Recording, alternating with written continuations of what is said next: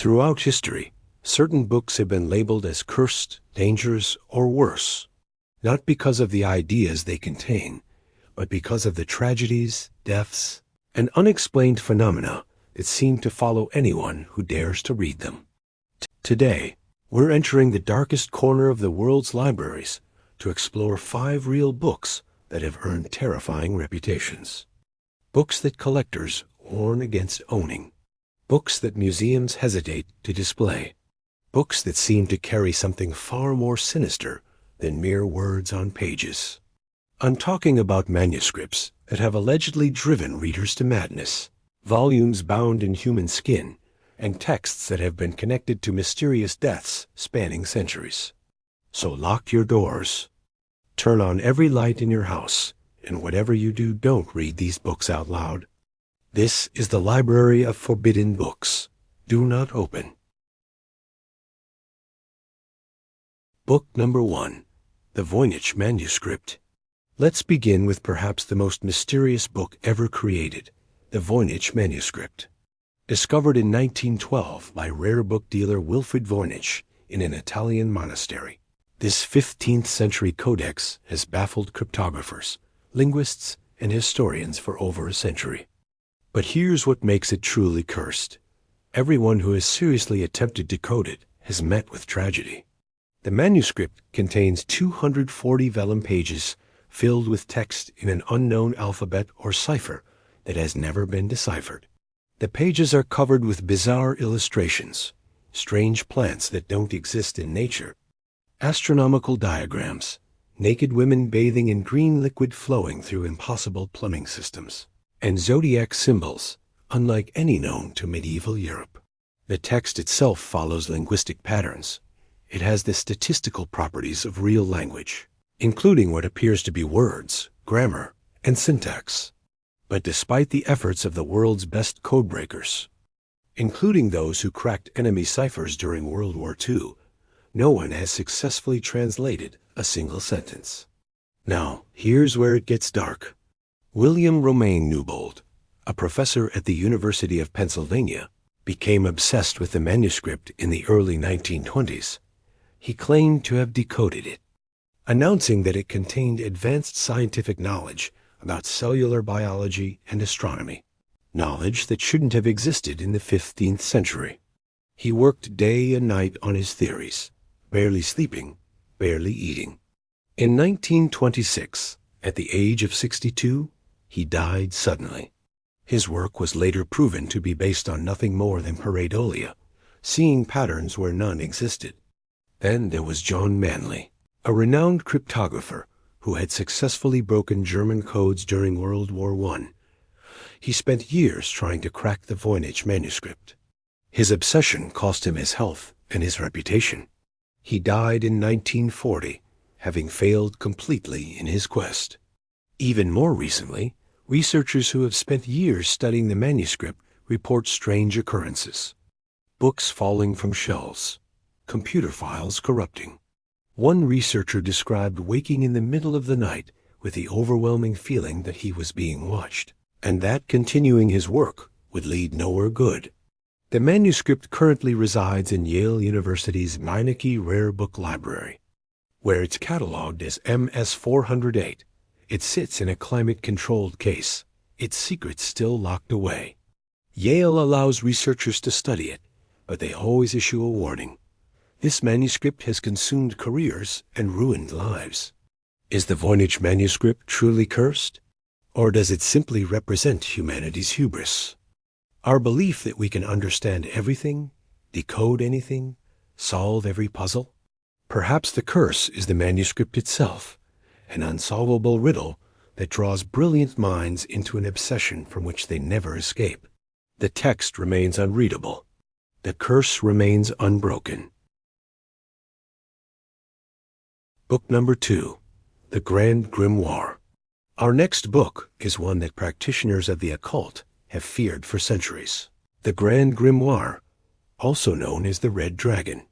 Created in the 18th century, though claiming much older origins, the Grand Grimoire is a book of black magic that supposedly contains instructions for summoning demons, making pacts with the devil, and commanding the forces of hell itself. But unlike other grimoires from this period, which were relatively common, the Grand Grimoire has a reputation for actually working and for destroying those who use it. The book is divided into two parts. The first, called The Art of Commanding Spirits, provides detailed instructions for summoning Lucifuge Rofocael, the Prime Minister of Hell and keeper of the Devil's treasure.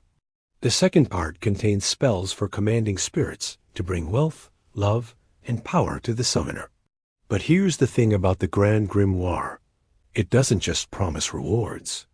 It explicitly warns that these rituals are dangerous, that they require perfect execution, and that any mistake will result in the demon consuming the summoner's soul. And according to historical records, that's exactly what happened. In the 1800s, a French nobleman became obsessed with the grimoire. He performed the ritual to summon Lucifuge Rofocael in an abandoned chapel outside Paris. Witnesses reported seeing strange lights and hearing terrible screams coming from the chapel that night. When the doors were finally broken down, they found the nobleman dead, his face frozen in absolute terror. The grimoire lay open beside him, and the pages were covered in what appeared to be burn marks, though there was no fire. The book was confiscated by the church, but it didn't stay hidden for long. It kept reappearing in occult circles, and deaths kept following it. A collector in New Orleans purchased a copy in 1935. He was found dead in his library 3 weeks later. The official cause was a heart attack, but those who saw his body reported that he looked like he'd aged 50 years overnight. The grimoire was found open to the summoning ritual, and every mirror in his house had shattered. In the 1970s, a group of occultists in London attempted to perform the Grand Grimoire's central ritual as an experiment. The group's leader disappeared that night and has never been found. 2 other members suffered complete mental breakdowns. One of them, before being institutionalized, kept repeating, "It answered. It actually answered. And it's still here." The Catholic Church maintains that the Grand Grimoire is one of the most dangerous occult texts in existence. Several copies are locked in the Vatican secret archives, where they're kept under the same security as documents related to exorcisms. But copies still circulate in the occult underground. Rare book dealers refuse to handle it. Collectors who own it often report disturbing phenomena, voices in empty rooms, shadows that move independently, and an overwhelming sense of dread whenever they're near the book. Some occultists claim that the Grand Grimoire is cursed because it actually works, that following its instructions has opened doorways to infernal forces. Others believe the curse is psychological, that the book plants seeds of fear and paranoia that grow until they consume the reader. Either way, this is one book that should never be opened. The question you have to ask yourself is, even if the rituals work and bring you wealth and power beyond imagination, is it worth the price? Because according to the Grand Grimoire itself, the price is always your soul. Book number 3, The King in Yellow. Now you might be thinking, wait, isn't The King in Yellow a work of fiction by Robert W. Chambers? A collection of horror stories published in 1895? You'd be right. But here's the disturbing truth. Reality and fiction have become dangerously blurred when it comes to this book. Let me explain. In Chambers' stories, The King in Yellow is a forbidden play. Anyone who reads the second act is driven to madness, despair, and sometimes suicide. The play reveals terrible truths about reality, about the King in Yellow, Carcosa, and the terrible realm beyond the stars. Knowledge that the human mind cannot process without breaking. It's fiction, right? Just a clever horror story. Except that after Chambers published his book, real tragedies started happening, and they followed a disturbing pattern. In 1902, a man named Raymond Burnham purchased a first edition of The King in Yellow. He was found dead in his study 7 days later, having taken his own life. His suicide note consisted of a single sentence: I have seen the yellow sign, and now I can never close my eyes again. In 1926, a theater company in Chicago decided to adapt the King in Yellow stories into an actual play. Rehearsals were plagued with accidents. Actors reported feeling an overwhelming sense of dread when reciting certain lines. 3 weeks into production, the lead actor suffered a complete mental breakdown on stage, screaming about yellow stars and a palace by a lake of holly. The production was immediately canceled. The director, Thomas Marlowe, wrote in his journal, "We thought we were adapting fiction into theater. But what if Chambers didn't invent the King in Yellow? What if he simply wrote down something that already existed? Something that should have stayed hidden?" Marlowe destroyed his copy of the book. He never worked in theater again. More recently, several online communities dedicated to discussing the King in Yellow have reported disturbing phenomena. Members describe vivid nightmares about a figure in a tattered yellow robe. Some claim to see the yellow sign, a symbol described in Chambers' work, but never fully illustrated, appearing in random places. In 2019, a Reddit user who went by the name Casilda began posting detailed analyses of the King in Yellow. Her posts became increasingly disturbing, rambling about the truth behind the fiction, and claiming that the real text of the King in Yellow play existed and was hidden in plain sight throughout the book. Her final post, written in what appeared to be a feverish state, read, "I finally understand. The play was never fiction. Chambers was warning us, but I've read too much. I've seen Carcosa. The King sees me too." She never posted again. Attempts to identify her real identity have failed. Here's what makes The King in Yellow truly cursed. It's a fictional book about a fictional book that drives people mad. But somehow, that fiction has bled into reality.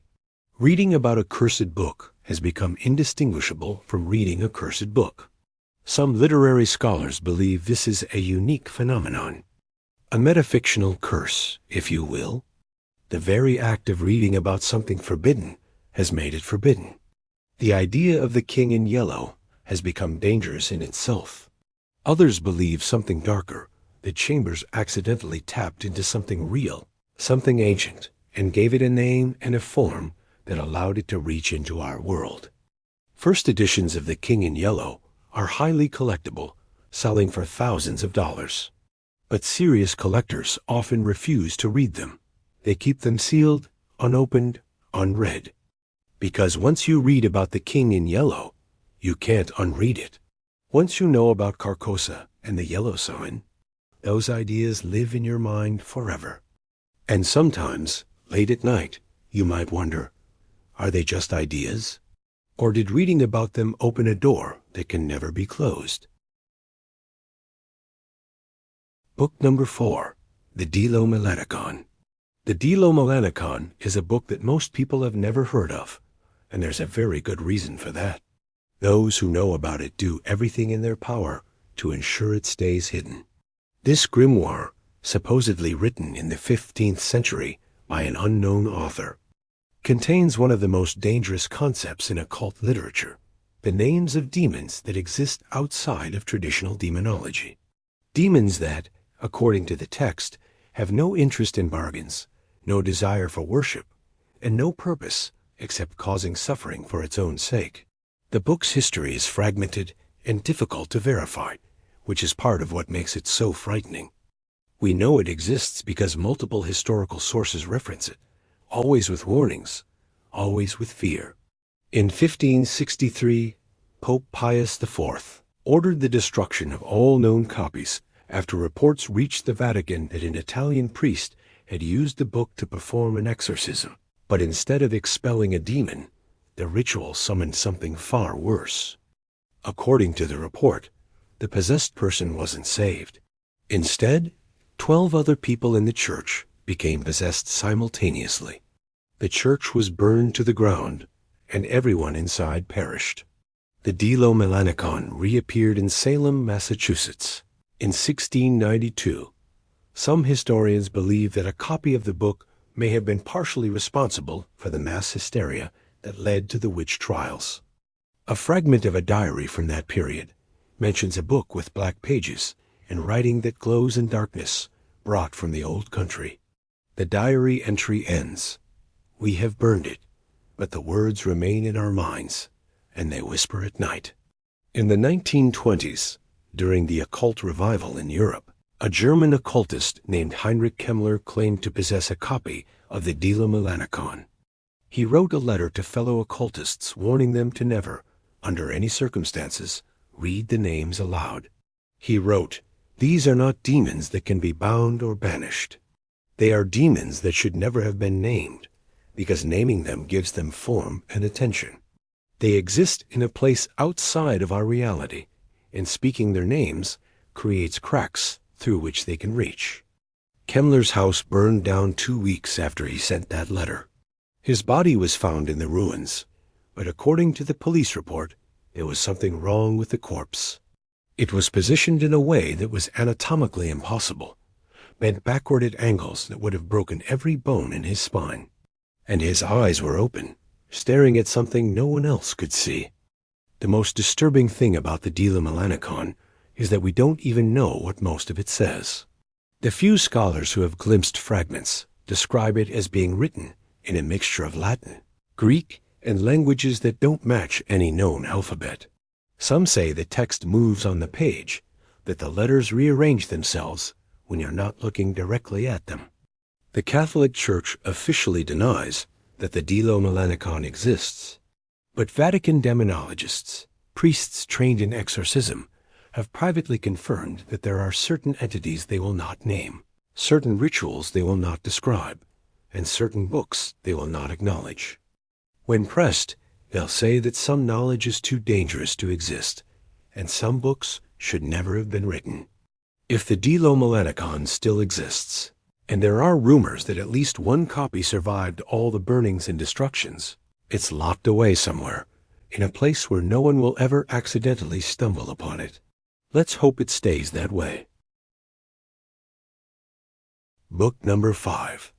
The Gayat al-Hakim, the Picatrix. Our final book is one that actually can be found, studied, and even purchased, though scholars who specialize in it recommend extreme caution. It's called the Gayat al-Hakim in Arabic, or the Picatrix in its Latin translation, and it's considered one of the most comprehensive and dangerous grimoires in existence. Written in 11th century Andalusia, the Picatrix is a massive text combining astrology, magic, and summoning rituals from Arabic, Greek, and Persian sources. It contains 4 books covering talismanic magic, summoning planetary spirits, creating magical images, and performing rituals to influence reality itself. Unlike other grimoires that focus on summoning demons, the Picatrix deals with manipulating the very fabric of reality through understanding celestial mechanics and spiritual forces. It treats magic as a science, providing detailed instructions that, according to the text, will produce specific, measurable results. And here's the problem. Throughout history, people who have used the Picatrix have reported that it actually works, and the results have been catastrophic. In the 13th century, King Alfonso X of Castile commissioned a Latin translation of the Picatrix. Shortly after receiving it, his court was devastated by a series of tragedies. His eldest son and heir died under mysterious circumstances. Alfonso himself became obsessed with the stars and spent the rest of his reign neglecting his kingdom in favor of astrological studies. He died in 1284, overthrown and alone, claiming that the stars had betrayed him.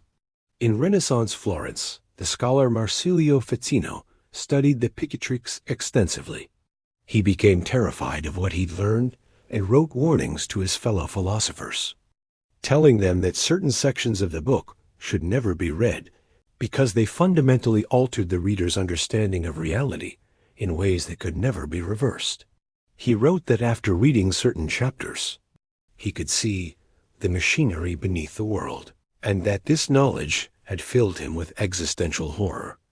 More recently, chaos magic practitioners have experimented with Picatrix rituals, often with disturbing results. Online forums dedicated to occult practices contain numerous reports of people actually performing Picatrix operations and experiencing what they describe as reality glitches. Synchronicities so extreme they can't be coincidental. Time distortions and encounters with entities that seem to exist in multiple places simultaneously. One practitioner wrote, "I performed a Picatrix ritual to influence a specific person's decision. It worked exactly as the book described. But for the next 3 months, every time I made a decision, I felt like I was being influenced in return. Like something was pushing back, making me do things I didn't want to do. I finally performed a banishing ritual, but I still don't feel like I'm in complete control of my own choices." The Picatrix isn't cursed in the traditional sense. It doesn't kill people or drive them mad immediately. Instead, it's cursed because it allegedly provides real power, real knowledge, and real results. And with that power comes consequences that the operator might not understand until it's too late. Modern translations of the Picatrix are available from occult publishers, usually with extensive warnings in the introduction. Scholars can study it academically, but those who choose to actually practice the rituals within its pages are strongly advised to understand that they're not playing with symbols and superstitions. They're working with something that has real effects on the mind and possibly on reality itself. The question isn't whether the Picatrix is cursed. The question is whether knowledge itself can be a curse, whether there are some things humans shouldn't know, and whether understanding the mechanisms of reality comes at too high a price. So there you have it, 5 real books that have earned reputations as cursed, forbidden, or too dangerous to read. The Voynich manuscript that consumes all who tried to decode it. The grand grimoire that opens doorways to hell. The King in Yellow, where fiction and reality blur into madness. The Delomelanicon filled with names that should never be spoken. And the Picatrix that offers real power at an unknown cost. Are these books truly cursed? Or are the curses in our minds? Our fear of forbidden knowledge? Our fascination with the dangerous? Our tendency to find patterns and meaning in tragedy? I'll let you decide. But whatever you believe, if you ever encounter one of these books in a used bookstore, an estate sale, or hidden away in someone's attic, maybe think twice before opening it. Some doors, once opened, can never be closed. Thanks for watching. If you enjoyed this journey into the world's most cursed books, please like, subscribe, and let me know in the comments if there are other forbidden texts you'd like me to research. And remember, read at your own risk.